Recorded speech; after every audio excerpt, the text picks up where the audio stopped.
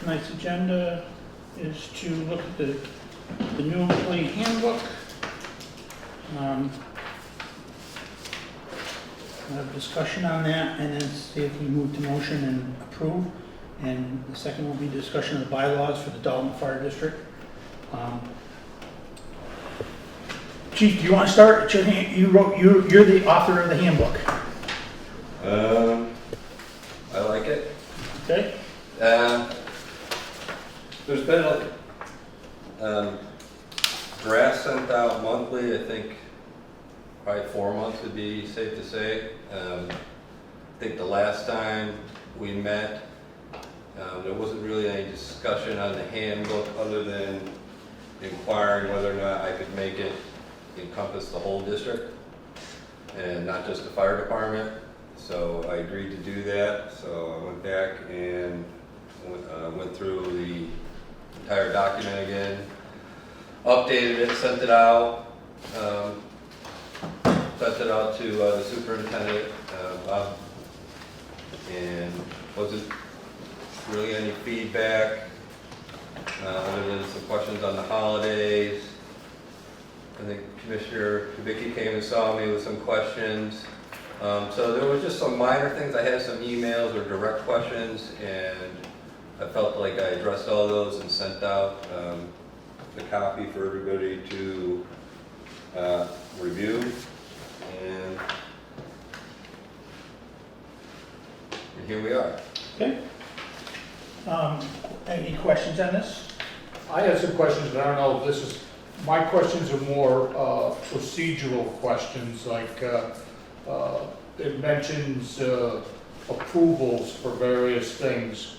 My questions are more along the lines of what does that approval process look like? So it's probably not something we would answer right now. I could meet with you later to talk about that process. But it's all just process. Okay. I have a couple of questions. One on vacation. So it seems like we've dropped out where vacations need to be taken in the year that they're scheduled for, and that if they're not used, it has to go to the Board of Water Commissioners to see if they will extend that.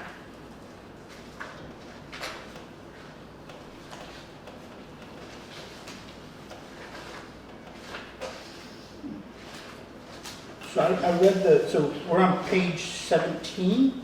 Yeah. Yeah. I read it a couple of times and I did not see that in there. And I was wondering if we took it out or it was just an omission that didn't get put in. Let me see what the language said in, article.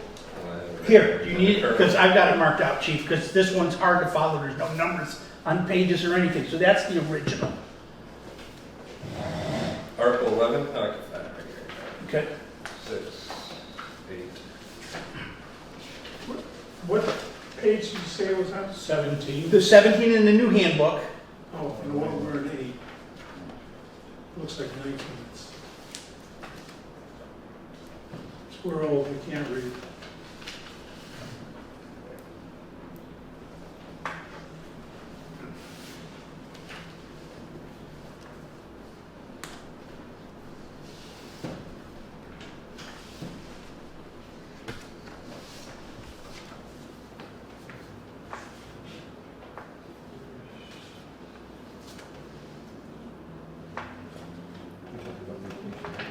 Yeah, I'm talking essentially about Right here, but in the old handbook is this the. here. Oh, This You is, wanna I move got you, it- okay.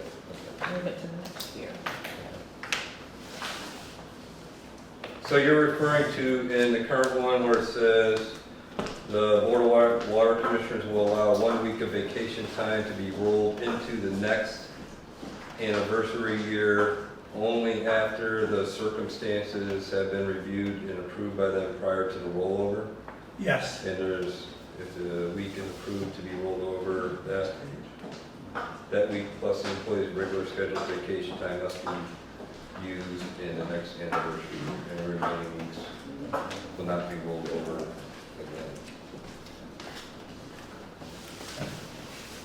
Okay. Let me access my file cabinet in my brain. So when I looked at the existing one, it references 2, 3, 4, 5 weeks. Now I'm going to get to the rollover.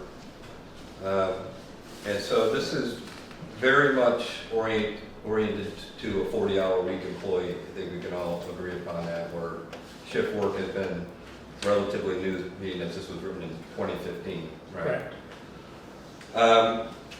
So when I designed this, and I'm not opposed at all if you want blocks in there. My experience has been with rollovers that people they would accrue them, but if they didn't use them, it would roll over, but there was a cap on that. Which sounds kind of similar to what you're doing here, rolling a week over. So if someone didn't take, for example, on the one I wrote, if someone didn't use, if they're here for 2 years, between the years of 2 and 4, they have 100 hours. If they don't use those 100 hours, those would roll over, but all the hours would roll over. They would get their 96, and whatever rolled over, they'd be capped at 120. So they wouldn't be able to keep accumulating hours where it builds up and becomes a liability to the district if they left and becomes a sellback. And in fact, now currently when they leave, you can correct me if I'm wrong, I understand if they leave, they sell back vacation and sick leave, right? Not sick leave. Not sick leave, they sell back vacation leave. So what I did here, if I remember correctly, let me look, is that when they sell this back, so they have more rollover, so they have more flexibility when they take their time, and there's a cap, but if they sell it back, they only receive 1/2 their rate of pay, not the whole block of time. So your example of a 2 to 4 year employee, mhm. so a weekly employee gets 100 hours of vacation time, correct? If they roll over from year 1 to year 2, they can only carry a maximum of 120 hours on the books. And a shift person can carry 144 on the books? Right, and those numbers just different just because, they work a 24-hour shift, so they have to do it multiples of 12 or multiples of 24, if that makes sense. Okay, so So 2 shifts would be 48 hours, 3 shifts would be, and now it's never going to be apples and apples because just of the work schedule. mhm. And so you can see, you can have in that example, if they didn't take any vacation time in year 1 for a weekly employee, they would get their new hours, but the cap is they can't have more than 120 hours. And if they left during the second year, let's just say they didn't use anything, they can't sell 120 back at their regular rate of pay, they can only sell it back at their half rate of pay. Okay, because the policy right now is any buyback of vacation time is only for the year in which we're in, or which they're in or selling out of. If you had a rollover week from the previous year, that would not be part of the buyout. Okay. All right, so So I'm looking for clarification on that so that there's we're not creating a gray area down the road. Well, the difficulty and I understand what you're saying, and if you want some controls on the rollover, I'm fine with that. Here's what's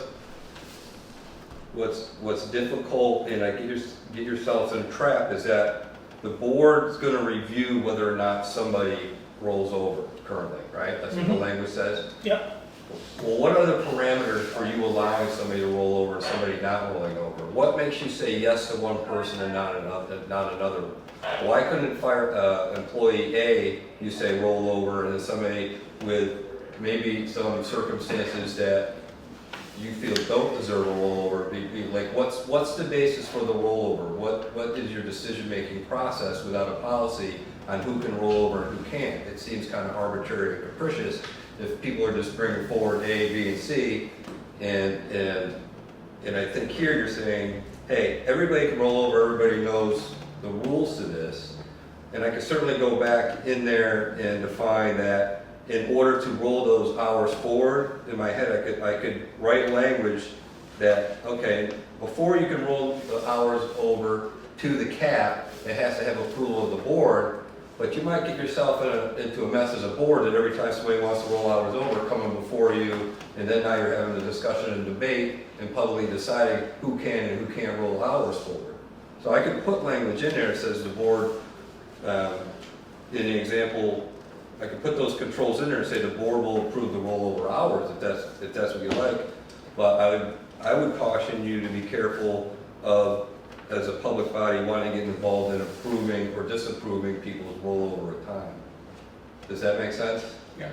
In the history of me being, myself, history of being on the board, I think we've had 3 requests for rollover. And it was because, if I remember correctly, one of the requests was, we were short-staffed all year long. I just didn't have time to take it off because we didn't have enough people. So they rolled over 1 week for the next fiscal year. They had to use that time within the fiscal year, or that 1 week rollover went away. Right. And then it started the following fiscal year after that, it started new with what the number is for time, vacation time that's allotted based off of service. Well, let me ask this question. Do you even want a rollover? No. We never had a rollover, and I don't see reasons to start a rollover at this, or no, I'm sorry. We've always had it that way with the roll. I spoke up wrong. It is to control that this is how vacations got used. It was put in, and it wasn't put on in when I was on the board, but it was put in because people would save 2 or 3 weeks because they had a busy summer, and the following year they'd get 2 more weeks, they'd want the 3 weeks, they'd have 5 weeks, and we couldn't control who was here working and how much work got done. So that's when the rollover clause was put into effect. And like, as long as I've sat in there, I think we've only rolled over 5 people at the most. Could this be resolved with agreement? Okay, so much not the numbers on here, but adding language in there that I could make as the fire chief. I could work with Melanie and make a spreadsheet of what hours would be rolled over, give you kind of at the end of the year, give you a list of what people are looking to roll over and allow you to just approve or disapprove that? That would work in the same way. Yeah, we encourage employees to take the time off, only that it doesn't accumulate, it doesn't build up and create a staffing issue in the following year, but also for their own well-being, to take that time away from work. I do acknowledge that you did put that into yours, that you said the district encourages employees to take vacation each year. Yeah. And I say it's in there. I would rather do it some way that we can track it, because whatever is rolled has to be encumbered. In other words, if you're rolling over, $5,000 worth of vacation hours to the next year, that $5,000 has to be encumbered out of the present year to pay for that vacation in the next year. So there would have to be some way of tracking that, yes. I feel like the water department is more to roll over because they're more short-staffed. Yes. Actually, That's the other thing. the that- cases that I knew of with water. Like our people are pretty good about, the fire. We pretty just good gotta about be using careful their getting in time. a scenario where it comes towards the end of the year and if it's a line of use it or lose it, Yeah. they're all gonna wanna use it.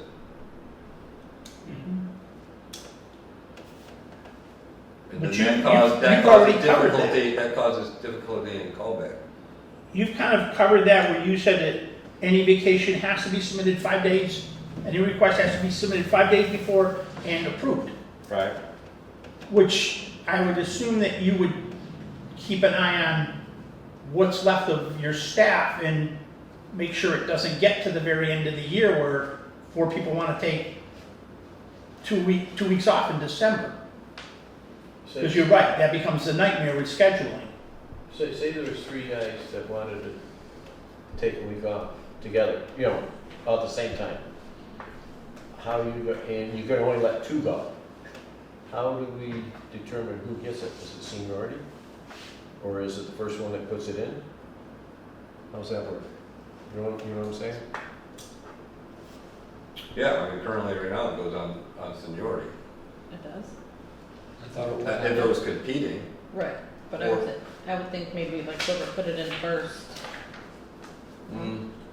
yeah, I guess I'd have to spell that out in a policy. Or spell that out, I guess I got to spell that out here. You know what I'm talking about? Yeah. I know what you're talking about. Yeah, I know what you're talking about. I mean, some people sit down in January and figure out their whole vacation for the year Right. and then submit for all those times early. Some people kind of wait and take it when they see something coming or they want to do something. So it's, I mean, the seniority thing works when 2 people put in for the same time at the same time. But if somebody put in for a certain week 3 months before everybody else and he's lower seniority, he shouldn't be punished for that. Well, they should get it. Right. Well, and then how many do I allow off per shift? That becomes the balancing act that I think. We only have 2. Luckily, we're getting our per diem up though, so we can staff it. Yeah. If both want, to take the shift off. This is the tricky things about vacation, and now the more people we bring on board as full-time employees, and the more vacation we have to slot in there, becomes a very tight juggling act to get it done without stripping them away, or stripping out the service end of this.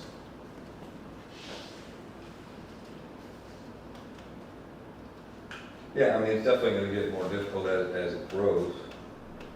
I'm just thinking of the size right now, we have some flexibility in how we approve or don't approve because we can take into, we got per diem or, Yeah, what they're doing. All right, but. I know like at BMC, chief, you can only take, no matter how many years you've had of service there, you can only take 2 full weeks off in the summer. That's what the employees are allowed. And that goes from, I think, May till the end of August. You also have to put in for all of your vacation at the beginning of January. Yeah. Really, for the whole year? The whole year. Mike, how does Crane and Company with the guards? I know they have that rotating system and theirs is kind of similar where they have to put it in. When I was there, it was based off of when you put your request in. And then it came down to 2 people putting in for the same time off on the same date the request got submitted, it went to seniority.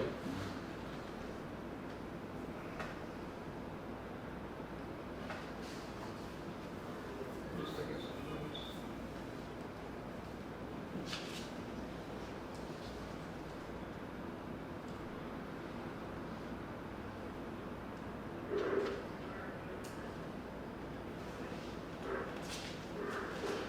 Or they would cover it by doubling up.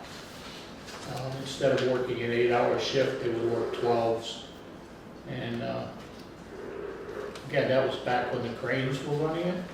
So, they allowed that. And then when the new corporate came in, they were a little bit stricter on the use of overtime. I mean, do we just want to make this as simple as there is no carry forward period, and then I write language in there about requesting time off to clarify seniority or requesting date, and not even worry about carrying forward until we get larger. If we want to encourage people to use it, then it is to use it. I'm not a big fan of trying to get people to figure out their life every, I agree. In a year. I agree with that. I mean, a lot of it's spontaneous. But- I mean, and it's tough when you have an employer that requires you to put it in, you know, right after New Year's, you have to put in your whole list of vacations, so, so do you want, so are we, you three agree, so I'll rework it where, well, there won't be any carry forward, so we don't have to go down that difficulty. We're encouraging you to use it in the year that you get it.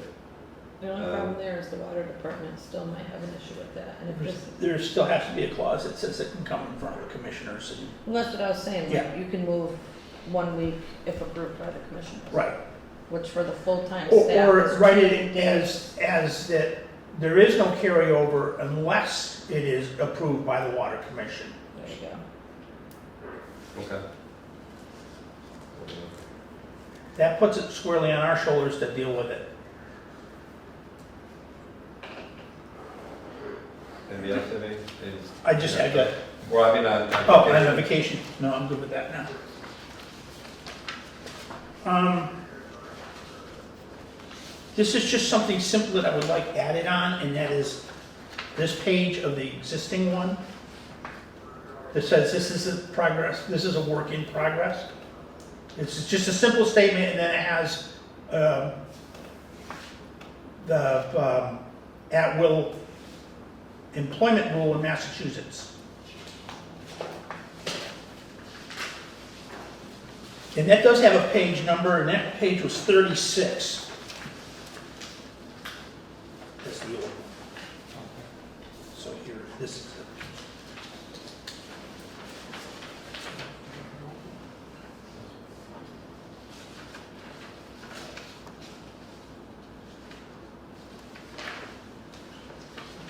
It's kind of nine, I think. Yeah.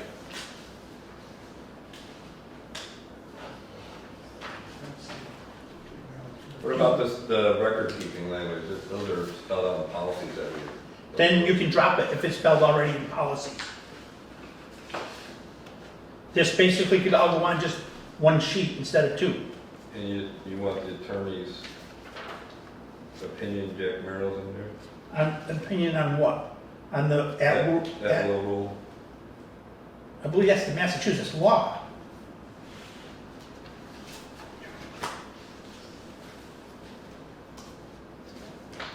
I believe we took that out of the laws. But, we could certainly investigate to make sure we're right with that, or if it's wrong, copy it verbatim out of the, No, it's CMR. based on the general law. Right. I don't have any problem with that. okay. Last Do and. you want this?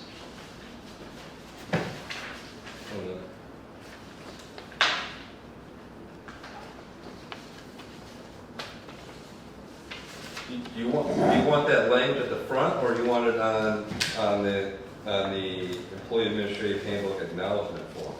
Like, where are you thinking you want that? language? Just in front of the acknowledgement form. That gives us the area to sign that we accept the handbook as it's printed, and then the employees is accepting that after that point. Oh, I got you. Okay, so I got you. You want the signatures down at the bottom too? I Yeah. thought you were just talking about that. Oh, I'm sorry. Okay. Yeah, we can drop out, like you said, the record keeping aspect can be dropped out. Just putting in the statement that the Dalton Fire District's handbook is a work in progress. A copy of at-will employment rule, and then when this thing goes into effect with the signature panel.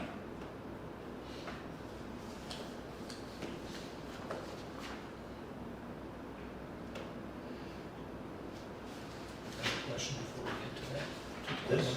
Yeah. Yep.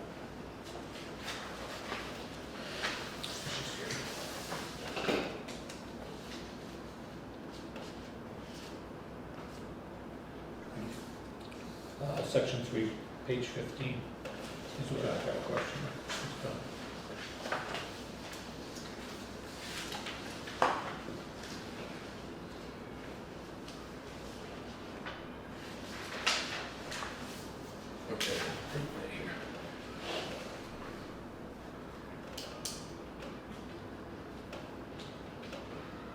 Okay? I Yeah, have a question, more of a clarification. Section 3, first paragraph, page 15 of the most recent.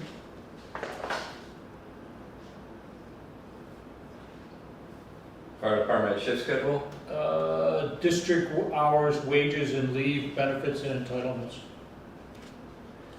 District benefits overviews.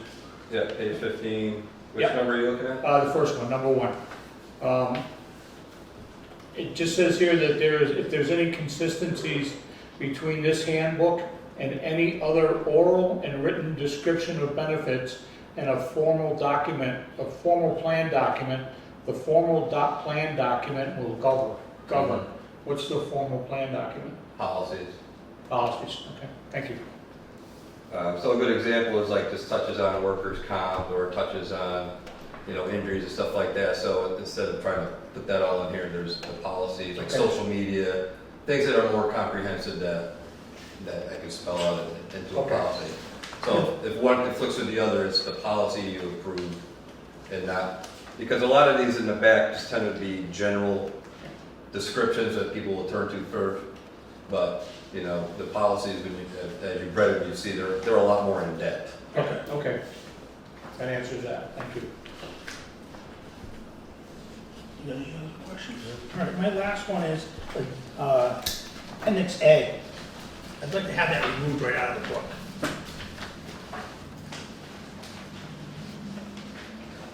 What page is that? 39.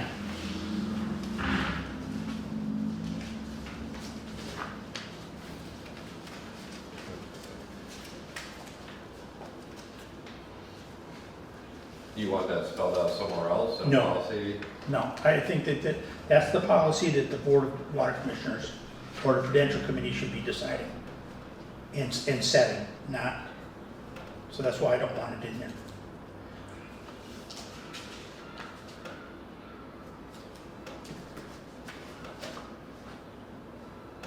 I don't know. Anybody? Yeah, I agree with you. I mean, we can put something in at a later date, but once it's been worked on, but I don't want this one in there.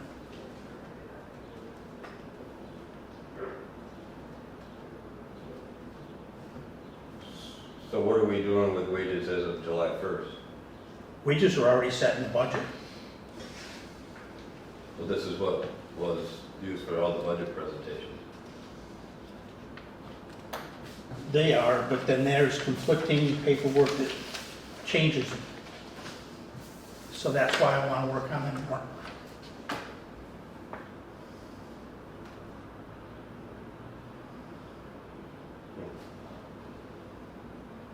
You guys are all, okay?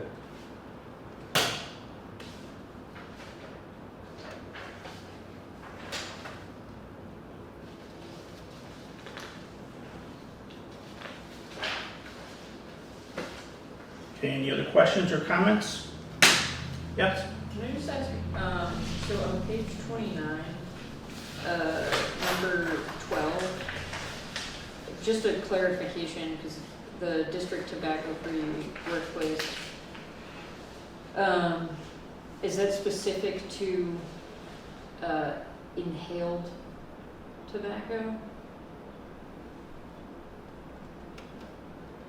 Just talking about smoking, but then vaping, does that refer to vaping that doesn't include tobacco?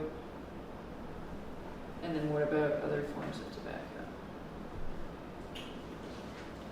Well, it's gonna develop a district tobacco-free policy. Okay, That would, because that's just a paragraph. yeah. So currently, it's just, No, currently all district buildings are smoke-free. That was voted on 8 years ago. Yeah. right, but, Yeah, I understand what Charlotte's asking. Is, there's other tobacco products? Yeah. That are not considered smoking? and then, yeah, and then vaping also is not always, does not always include tobacco, Mm-hmm. so. Well, it could be, That's another thing.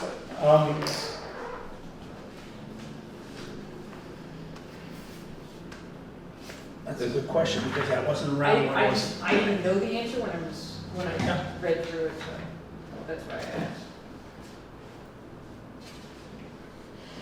I think we'll look to see what other government or agencies are doing on this question, and we can adjust that down the road if we need to.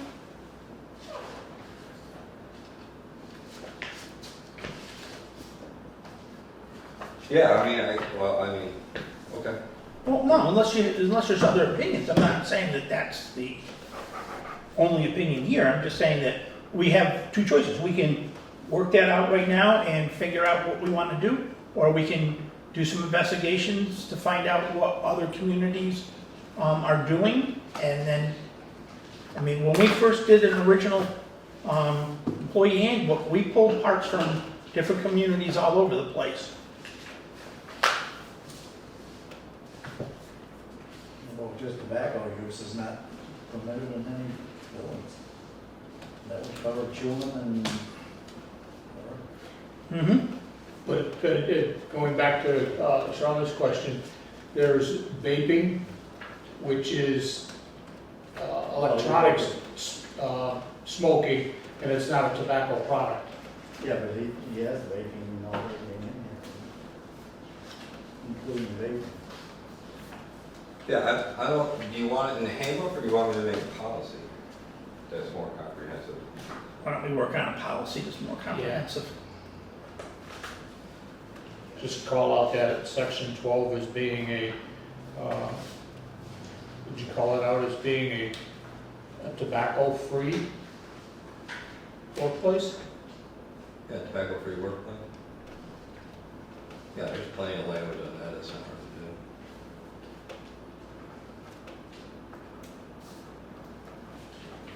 do. I may, It's, excuse me. that's, Massachusetts says, definition of tobacco product means any product that is made or derived from tobacco or that contains nicotine that is intended for human consumption or is likely to be consumed, whether smoked, heated, chewed, absorbed, dissolved, inhaled, or ingested by any other means, including but not limited to a cigarette, cigar, pipe, chewing tobacco, snuff, I don't know what that word is, snus. Snuff. No, snuff, but then they have SNUS, I have no idea, or vape devices.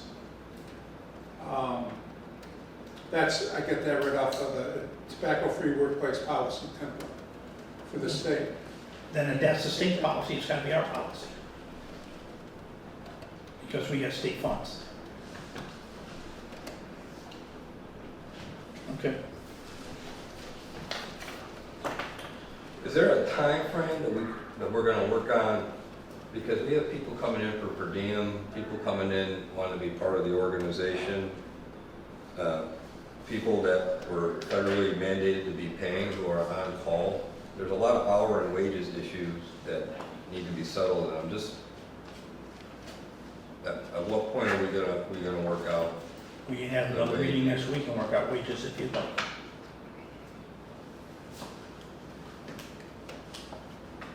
And it's me, I kind of thought that the wages were settled out when we did the budget. So you had the blueprint from the budget of what everybody was gonna get paid. So, but if it's not the case, then we need to sit down and talk about it. Because we only budgeted so much for payroll. This is what I budgeted. Okay? And in fact, I gave detailed of how I worked out those numbers. I remember even talking with Commissioner Kubicki, came in and asked me for that, and the research I had done. And I didn't share it with anyone. And then some, went out in packages as part of the presentation or the material. There might be some caveats, but that was, this is, well,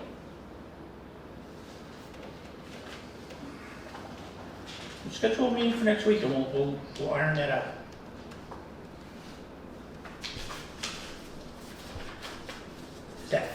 is that going to cover the time frame you need covered? I don't know how soon people are coming in, so that's why I'm asking that I question. have to be paid on Monday. But it's, if we're looking at future people coming in, is why he wants. Well, her there's figures. existing people too, it's everybody's part of the organization. Everybody from on-call to stipends for people, for, you know, the assistant chief, deputy chief, safety captains, employee allowances, for uniforms, Employees, they should already set. professional certifications.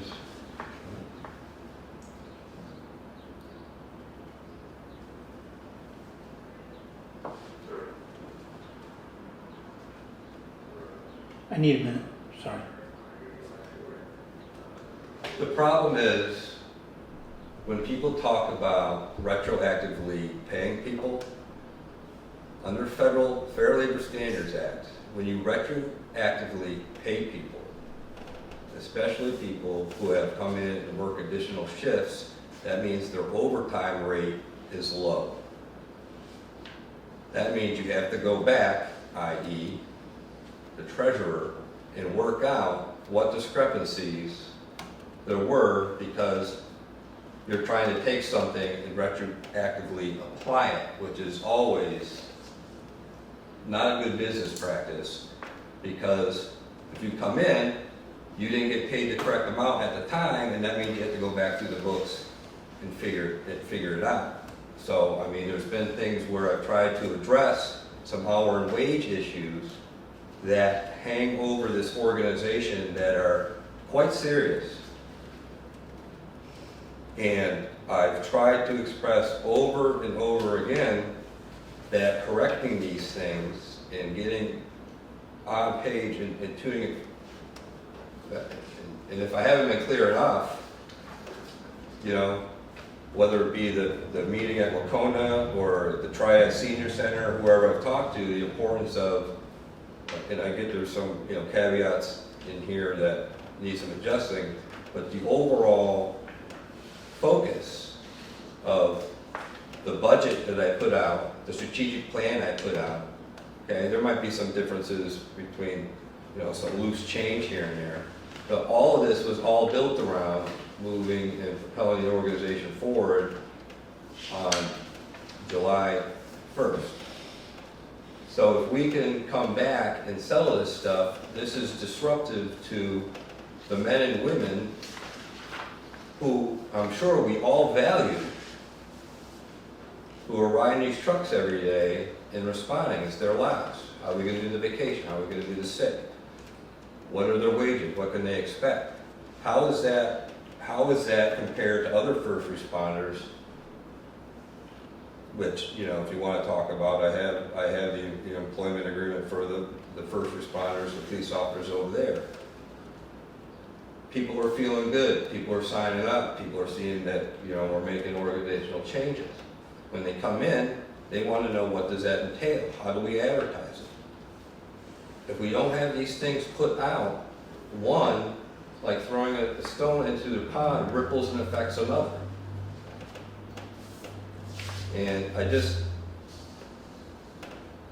you know, anybody knows me is that, you know, our word to the public when we go out is very important. Word is bond. That's what we used to say in the Marine Corps. So the quicker we work this out and these people understand where they're at, then that needs to be done, because every day that goes by, okay, and I've had these conversations, I am in a very difficult position as a chief, and I told you this when I interviewed, of how I feel about moving the organization forward in a transparent, legal, and addressing the concerns, because and it makes me feel very uncomfortable to have the knowledge I have and the things I know, and not quickly trying to rectify them for the good of the Dalton community and the men and women who work here. And I just want that on the record. Okay. So as far as your efforts, everything in Appendix A for firefighters, shift employee compliance and training, employees' professional certifications, all that money's in your budget right now. That's correct.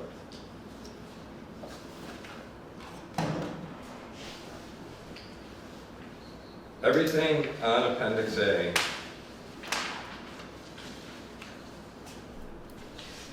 I budgeted for.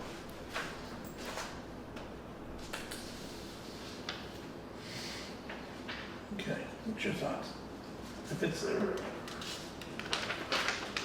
It's in the budget, and I didn't get a good handle on the submittal of the budget and the breakdown of the budget.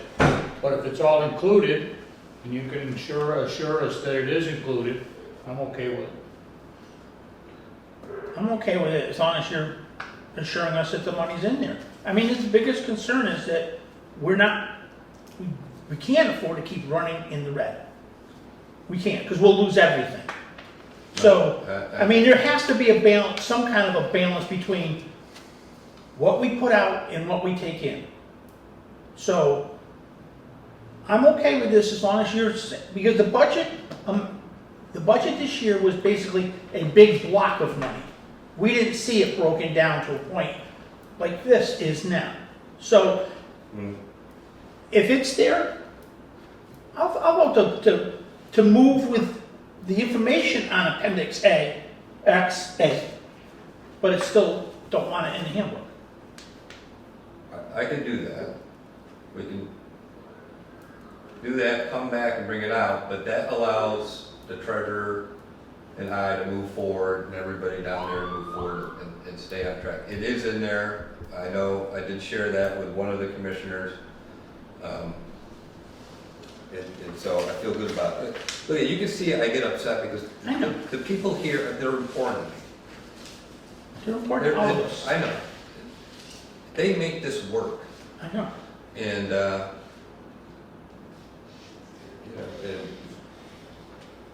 I keep looking at this like this, Chief. We had an ambulance system that was working. And it got so out of hand and so far in the red that they couldn't do it anymore. They had to hand it off. Now we're in the driver's seat with this. And this is the 4th year now that this has been up and running.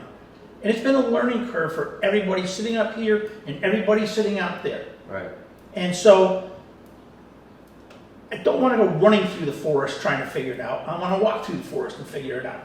I don't want to get to the end of this and find out we created a massive amount of deficit because we weren't watching, and it's cliche, but it's not, we're not watching the little things. We're watching the big things, we're not watching the little things. If we succeed this year with the budgets we put forward, and everything comes out fine, we're good. We can then try to we've got a handle on it then. We finally got a vision of where we need to be and what we need to do to keep this moving forward as long as we want it to move forward. I don't want to lose this in 2 years because we can't, it outstrips us. And if it hadn't outstripped 2 other companies in Berkshire County, I wouldn't worry as much about it. But you know, and we both agree on this, you don't make money running an ambulance. The best you hope is you break even, but you're going to lose something normally. That's fine. It's just, we can lose a little, we can't lose a lot.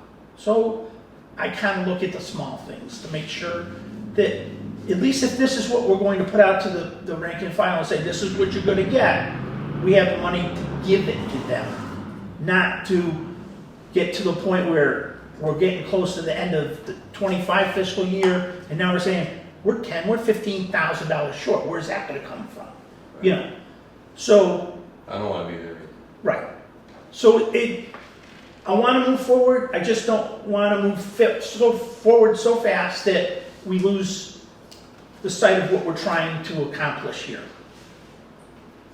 So like I said, I'm good with this. I will vote to go ahead with this payroll schedule. I just don't want it in this. That's all. I just didn't want it in this document. Okay, Okay. I appreciate that. So I'll make a motion that we accept Appendix A, payroll schedule, as it's printed. Second. Been moved and seconded. Any other discussion? Hearing none, seeing none, all those in favor? Aye. Okay. Can Yep. we vote to approve the handbook with the exceptions that'll bring back changes to the vacation and the addition of page 36? That's what I was just gonna make a motion for. Uh, I make a motion and we accept the new employee handbook of 2025, starting on July 1st, retro, with the corrections discussed tonight in place. Second. Been moved and seconded. Any more discussion on that? Hearing none, seeing none, all's in favor? Aye. So I'll bring back to the regular meeting those changes, a tobacco-free workplace policy and policy on the wages. Taking this and put it into a policy, a separate policy, or you just, It's been voted on. You don't have to do anything with it just now. We're locked in. I don't know, all right. The only other thing was, weren't we gonna ask for some wording on change of wording on a vacation carryover? No, we've come to the conclusion we're not gonna have a carryover. Okay, all right, well, Unless it's board approved, Unless it's board approved. that's the note I got. All right. Move on to our second part of the agenda, which is the Dalton Fire District bylaws. I'm gonna turn to Dan, because Dan's, Yeah, I want to clarify, make sure it's clear on something. This is me, this is not coming from the Prudential Commission. This was me, I've been trying to keep up with everything that's going on, catch up per se. In the old website, the bylaws, as I read them, were very confusing to me. That has been corrected. The new website, which is very, very good, by the way, has a much clearer, much better thing of bylaws. But I still had some questions. Looking at when changes have been made and amendments have been made, how often does the district review their bylaws? we were reviewing them on a 10 to 20 year cycle. Okay. Or if something was brought to the board about the bylaws that somebody felt didn't fit anymore or needed to be adjusted. Okay. I think the last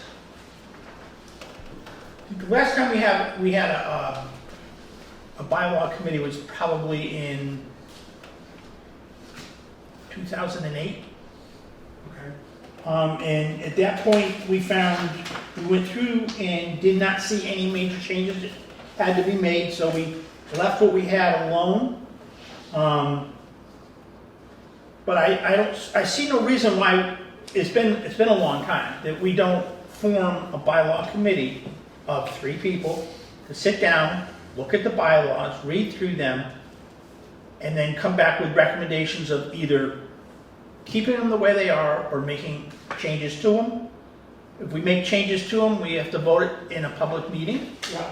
And once they're voted for, we have to send copies to the Secretary of State, with notification of the change of bylaws. So we'll have time to work on it. I would like to be on that committee, so I would be there. Anybody else that might want to be on that committee is fine. I think we need 3 people to go through them. Well, I would be willing to do it. Okay. I would want to talk in an official meeting with the Prudential Commission to make sure Yep, they're on board with it. yep, As I said, I have not discussed this with Tom and Dick, other than tell them that I had questions on them. That would be fine. I mean, you just answered my other questions, what's being here. It's my experience that documents such as this, bylaws, policies, procedures, handbooks, are things that have to be looked at constantly and made sure that they're up to date and what's going forward, so. And as I said, I felt much better about the one that's on the new website. Yeah, Because I actually think that the other one had been there, is somebody might have put the working sheet on the On old the website, which, you know, you try to read it, it was just confusing. But no, that would be fine. And I guess I'd mentioned, in the letter from Kane Hibbert that we got last week, they talked about us doing stuff with the bylaws too. Yeah. So if we can do anything, if I can do anything to help. if you have your meeting and, you know, get the consensus of the Prudential Committee, then we'll find the third person we need. And we'll Okay. start setting up, and I think this is probably something we can work on in the fall, start it in the fall, because I think we'll be able to get through it fairly quickly. It's not a lot of bylaws. And we're really looking only to make sure that what we are governed under meets today's criteria, and what isn't needed anymore can be removed. So, I think in a couple of meetings, we'd have a pretty good working list of what we need to do with these. Okay, good. I do have a question. If a citizen comes in and says, why don't you have a bylaw that says this? Is that something that would be looked at? And Anything that is brought in by citizens, I think we should seriously sit down and take a look at. You know, one, what compels them to say this is a bylaw we should have? Two, Yes. what does it cover, and how is it not being covered under what we're working under now? So yeah, if there's citizen, you know, I think there should probably be, if there's a water commissioner, a prudential commissioner, I think there should be a citizen for the third. Okay, no, that's very good, thank you very much. I had confusion, I wanted to make sure that I asked the question this is your bailiwicks. So I wanted to ask the question, I appreciate the answer. No problem. We'll go forward. Thank you. All right. Any other business or any other comments or seeing none? I make a motion, we adjourn. Second. Then move to second. All those in favor? Yeah. Aye. Thank you very much.